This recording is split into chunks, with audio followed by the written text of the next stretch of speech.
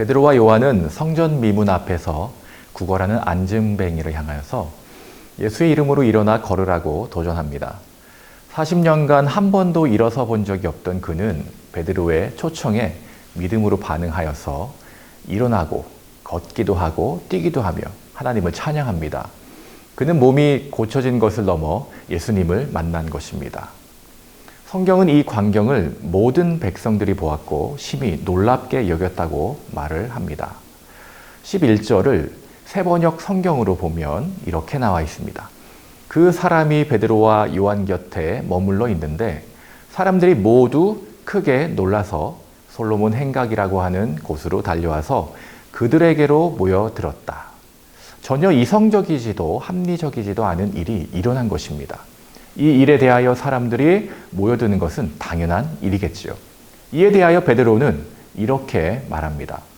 이스라엘 동포 여러분, 어찌하여 이 일을 이상하게 여깁니까? 또 어찌하여 여러분은 우리가 우리의 능력이나 경건으로 이 사람을 걷게 하거나 한 것처럼 우리를 바라봅니까? 이 말의 의미는 나를 보지 말고 나를 통해서 일하시는 하나님의 능력을 보라는 것입니다. 그러면 3장 13절부터 베드로는 자연스럽게 예수 그리스도를 전합니다. 사람들은 예수님을 거절하고 십자가에 못 박아 죽였지만 하나님께서는 예수를 살리시고 영광스럽게 하셨습니다. 그분은 거룩하고 의로우신 분이시고 생명의 근원이십니다. 우리는 무지하여서 하나님을 무시하고 자기 마음대로 살며 하나님을 거절하지만 하나님은 그런 우리를 위해서 예수님을 보내주셨습니다. 우리가 자기 마음대로 살아가던 악에서 회개하고 하나님께 돌아오면 죄사함을 받게 되고 참된 평안을 누리게 됩니다. 그러나 기독교의 복음은 여기에서 그치지 않습니다. 하나님께서는 예수님을 통하여 만물을 회복하실 것입니다. 나만을 위한 복음이 아니라 땅 위의 모든 민족을 향한 복음입니다. 예수께서는 죄로 말미암아 깨어진 세상을 다시 회복시키기 위해 이 땅에 오실 것입니다. 하나님을 거역하여 어그러진 모든 것은 그분 앞에 엎드러지고 오직 하나님의 공의와 사랑의 통치가 임하게 될 것입니다. 이것은 바로 모세와 사무엘을 비롯한 모든 예언자들이 사모하던 것입니다.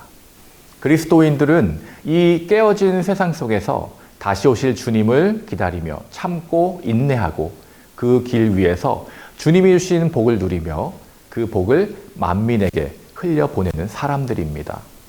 베드로는 이 놀라운 소식을 전했고 이 복음을 들은 많은 사람들이 주님께 돌아오는 놀라운 역사가 일어납니다.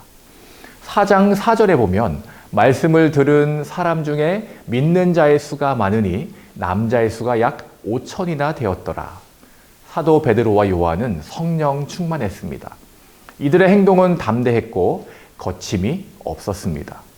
모든 상황 속에서 다양한 상황을 사용하신 하나님의 능력이 사람들을 모이게 했고 그 가운데 선포되는 메시지는 그 능력에 기초하여 사람들의 마음에 깊이 스며들게 하였습니다.